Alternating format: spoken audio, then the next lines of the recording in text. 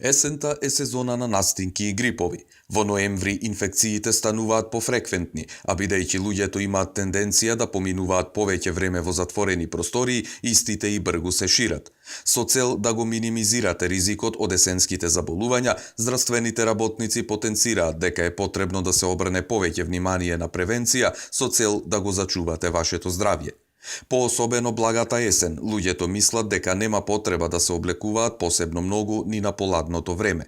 Но времето е непредвидливо, па ако излезете наутро кога има барем малку сонце, мислејќи дека денот нема да биде особено студен, во вечерните часови може да ве изненади голем пат на температурата и да чувствувате дека многу ви студи, па и да почнете да се тресете.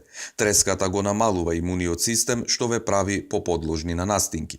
Иако најголем дел од инфекциите се наоѓаат во воздухот и се пренесуваат преку кивање, бактериите можат да се пренесат и преку физички контакт и да влезат во вашето тело преку инфицираните раце, кога со нив ќе допрете некој од ранливите делови од вашето тело, како очи, уста и нос.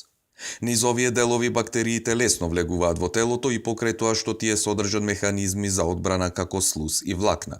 Честото миење на раце и бришење со хартиени крпи може значително да ги намали шансите од фаќање на вируси и особено на ротавируси кои имаат тенденција да ги инфицираат малите деца и да предизвикуваат повраќање и диареја. Бидејќи во текот на зимата луѓето се физички поблиску, со тоа и инфекциите полесно се распространуваат. Автобусите и местата со малку вентилација, трговските центри преполни со луѓе и забавите се некои од местата каде лесно може да фатите настинка. Докторите препорачуваат да се пијат достатечности во текот на денот од 6 до 8 чаши. Течностите им помагаат на бубрезите да функционираат непречено и ги ослободуваат токсините кои се акумулираат во нашето тело.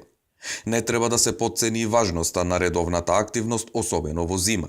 Настрана од тоа што го одржува ритамот на добрата циркулација, редовните умерени вежби го зголемуваат бројот на природните клетки кои се борат со инфекциите. Најдобриот начин да се заштитите од настинките и гриповите е да работите на превенција.